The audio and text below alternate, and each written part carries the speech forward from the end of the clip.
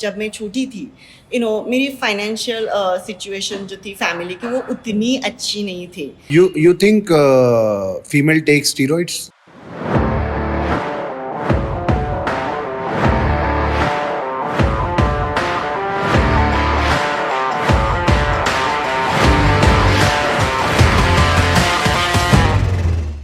Hey guys, welcome back to my YouTube channel. Welcome back to a brand new episode. और आज का जो episode है वो थोड़ा सा यूनिक है. आज तक के आपने हमारे चैनल पे बहुत सारा इन्फॉर्मेटिव कंटेंट देखा, आपने वर्कआउट का वीडियोस देखे, मोटिवेशनल चीज़ें देखी.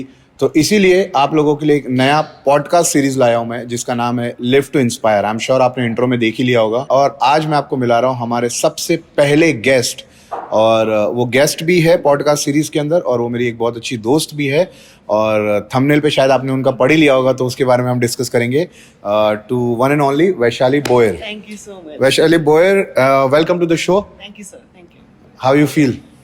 Feeling nervous. First podcast. Yes. मेरा भी.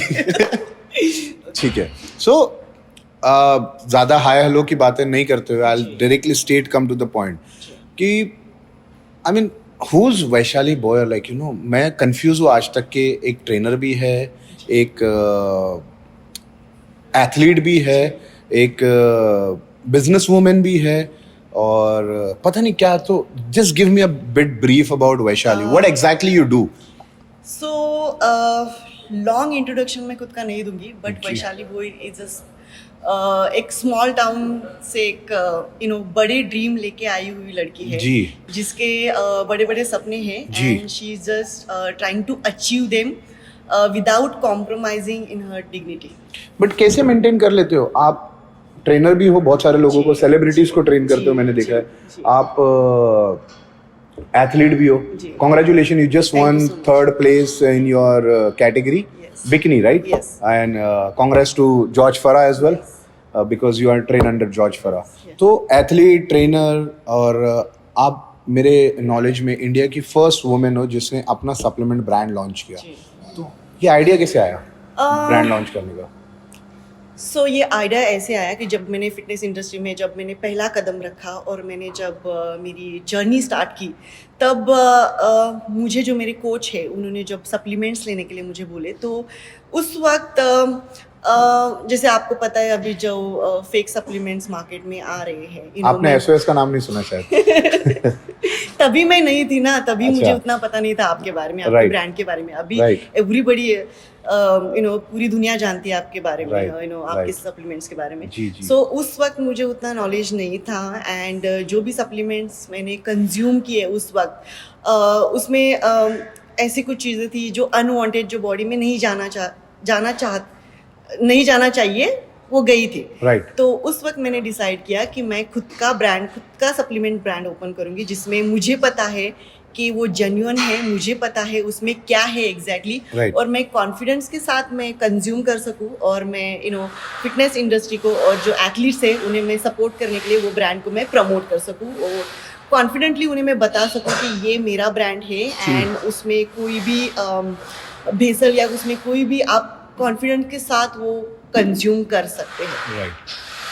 फिर उसके बाद में आपने जिम खोला. जी. तो यानी कि आपको अगर बॉडी बनानी है तो हमारे पास आओ, ट्रेनिंग करनी है तो हमारे पास आओ, और सप्लीमेंट चाहिए तो इनके पास आओ. तो कुछ ऐसा है जो आपने नहीं किया अभी तक के? मुझे सभी को पता है, मैंने बहुत सारे इंटरव्यूज में भी ये बोला है that I wanted to become an air hostess.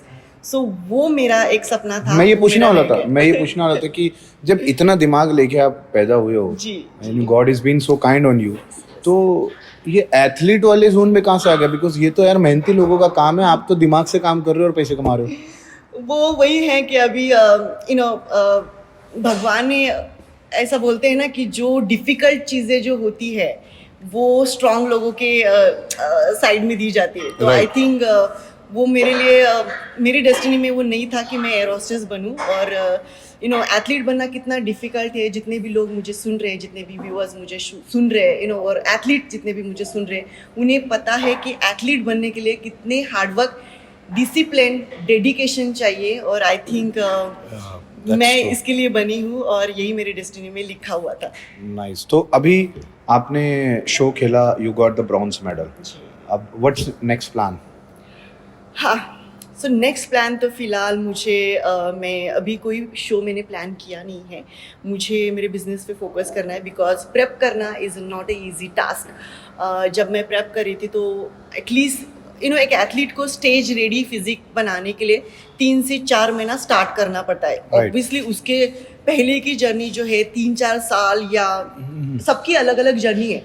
But एक जो कटिंग जो पीरियड आपका रहता है, आपको फैट ड्रॉप करना रहता है, एट द सेम टाइम उस दौरान मसल भी आपको मेंटेन करना रहता है, राइट. सो उसके लिए एटलीस्ट 3 से 4 महीना आपको प्रॉपर डेडिकेटेड डाइट करनी पड़ती है. एंड लो एनर्जी पे रहते हैं बिकॉज आपके कम से कम कार्ब्स आप कंज्यूम करते हो, तो उतना काम पे फोकस नहीं रहता है.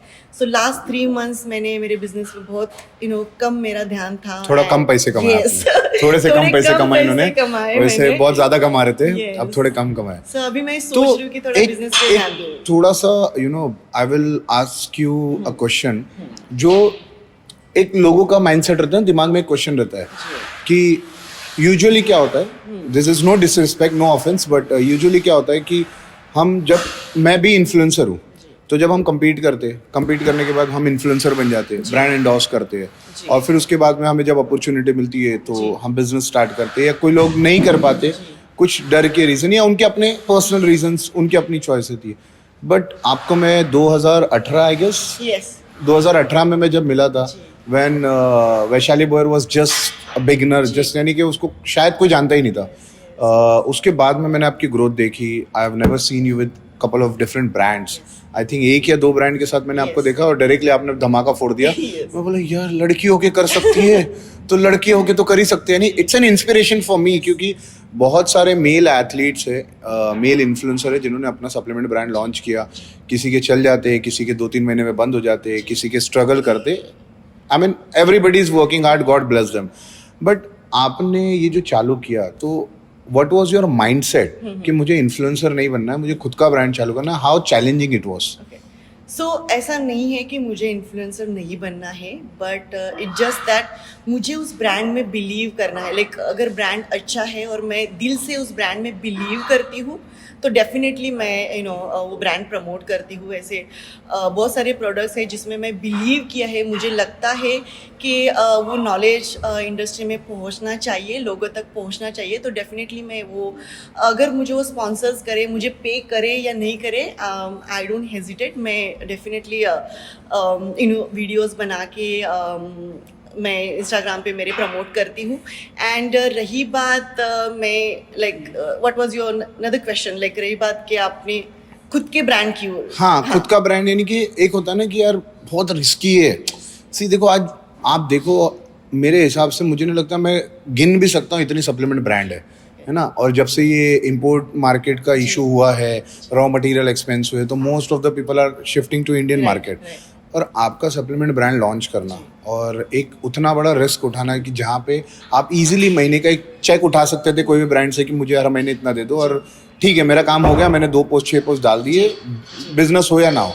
लेकिन एक उसके अबाव जाके रिस्क लेना, इतना इन्वेस्टमेंट. अब वो मैं नहीं पूछूंगा कि आपको इन्वेस्टमेंट कहाँ से आया और आपने खुद का डाला. I am nobody to ask you, but इतना इन्वेस्टमेंट डालना, इतना रिस्क लेना, और उसके बाद में जो मंथली चेक को अवॉइड करके वेट करना कि जब प्रॉफिट होगा तब कमाएंगे. बिकॉज लगता बहुत ईजी है, लेकिन वो जो करता है उसको ही पता है कि कितना डिफिकल्ट है.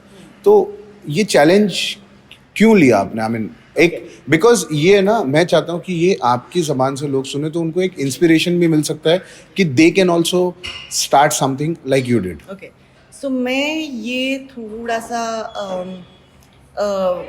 थोड़ा लॉन्ग स्टोरी शॉर्ट में करके आपको मैं बताऊंगी. जी. सो बेसिकली जब मैंने स्टार्ट किया ना, तो जब मैं मुंबई में आई फर्स्ट टाइम, जो मुझे स्टार्ट किया तब मैंने डिसाइड किया था कि मैं किसी और के लिए काम करूं या फिर मैं खुद के लिए काम करूं. जी. I believe that there are 2 type of educations. Right. One is like a formal education, right. and another one is like a self-learn education. Right. Yeah, so formal education जिसे हम like कॉलेज में, school में degree लेते हैं, MBA करते हैं, कोई special course लेके जो पढ़ते हैं उसे बोलते हैं लाइक फॉर्मल एजुकेशन, जो ऑलमोस्ट, और मैंने भी मुंबई यूनिवर्सिटी से ग्रेजुएशन किया है। Wow, So- not lot of people know about this. Yes, but मेरे पास कोई स्पेशल डिग्री नहीं है, लाइक MBA, लाइक बोलते हैं ना फाइनेंस में या फिर बिजनेस डेवलपमेंट मैनेजमेंट। आपने सिर्फ ग्रेजुएशन किया, कोई डिप्लोमा नहीं किया? ग्रेजुएशन किया है, Right. बट मेरे पास एक ही बेनिफिट है दैट मैंने सेल्फ लर्निंग किया है।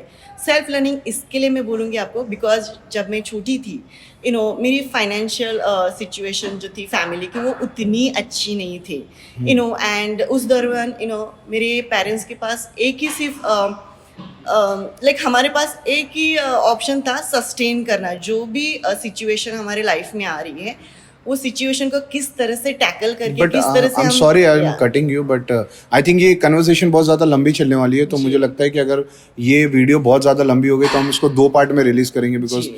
इंटरेस्टिंग कन्वर्सेशन को बीच में काटना नहीं चाहिए। तो मैं जस्ट इन्फॉर्म कर रहा हूँ कि हो सकता है इसको हमको 2 पार्ट में रिलीज करना होगा, Okay. है ना? तो थोड़ा आप लोग सब्र कर लेना। नहीं, आपने जो बोला कि we had this financial problem कि भाई हम या तो हमारे पास एक ही ऑप्शन था कि सस्टेन कर लो, सर्वाइव कर लो। Yeah.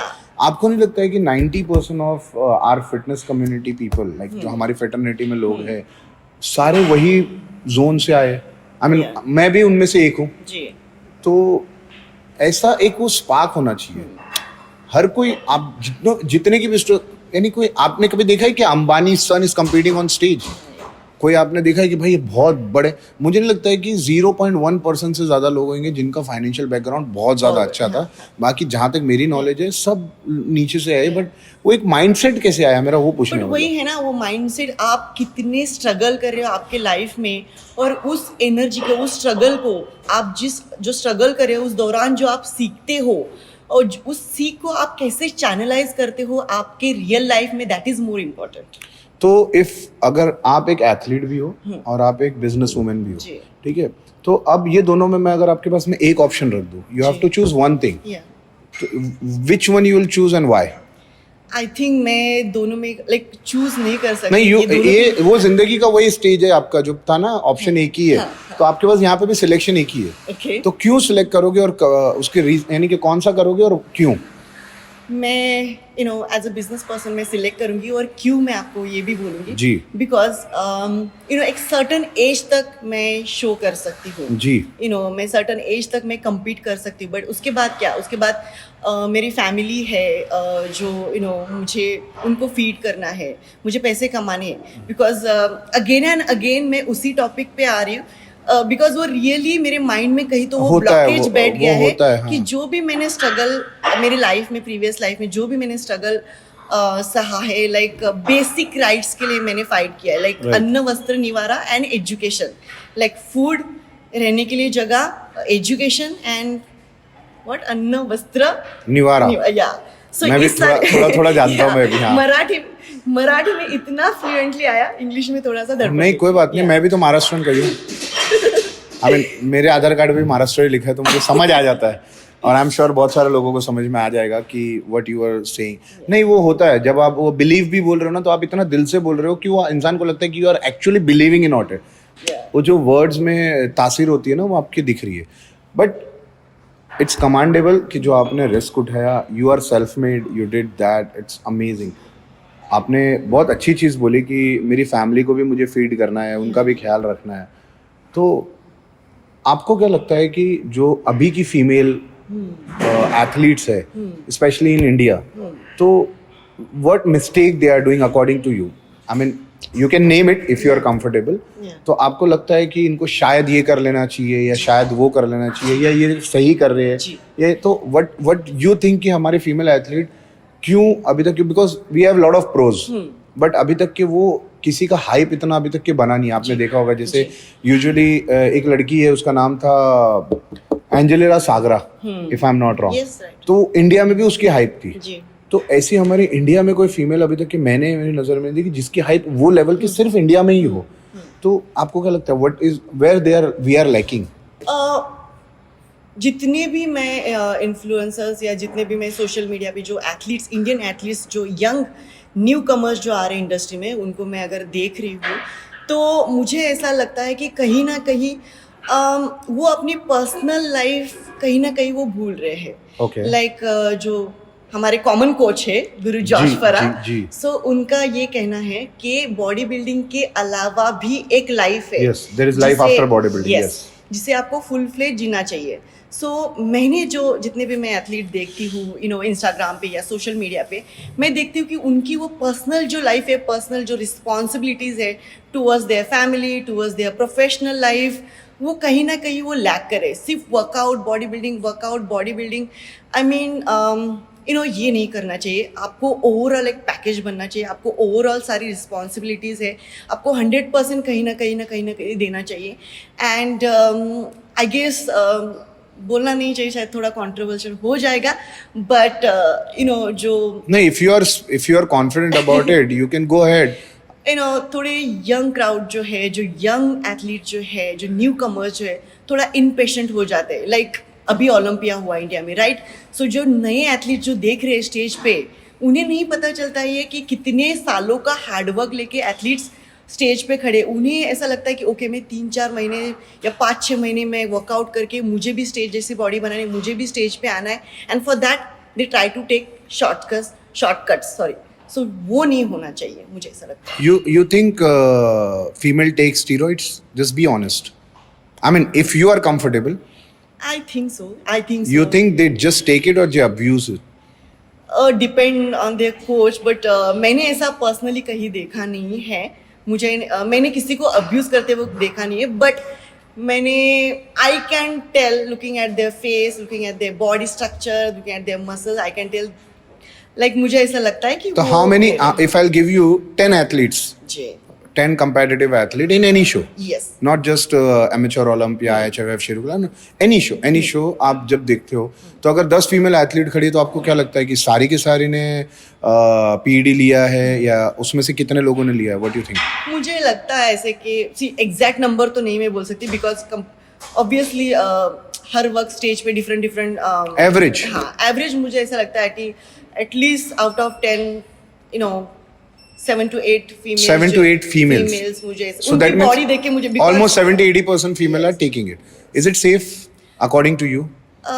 अभी डिपेंड करता है कि आपको किसने वो स्टेरॉइड्स दिए हैं, एंड कितने परसेंट जिन्होंने भी वो स्टेरॉइड्स आपको प्रोवाइड किए हैं या आपको इंजेक्ट किया है और आपको दिए हैं, वो कितने एजुकेटेड है, या फिर वो कोच आपके सर्टिफाइड है या नहीं है, कितने लेवल तक उनको स्टेरॉइड्स का नॉलेज है, वो डिपेंड करता है उनके कोच पे. आपका वॉइस चेंज हो जाता है. नंबर 2, आपके बॉडी पे, आपके फेस पे हेयर्स आना स्टार्ट हो जाते. वर्स्ट आपके बॉडी में आपके हार्मोनल इनबैलेंस हो जाते हैं, जो बहुत हार्मफुल है. तो वही लोग बोलते हैं सोशल मीडिया पे, जिनके अंदर से पर्सनल लाइफ में बहुत लगी पड़ी रहती है. ये डायरेक्ट था, ये जिसको भी था डायरेक्ट था ये.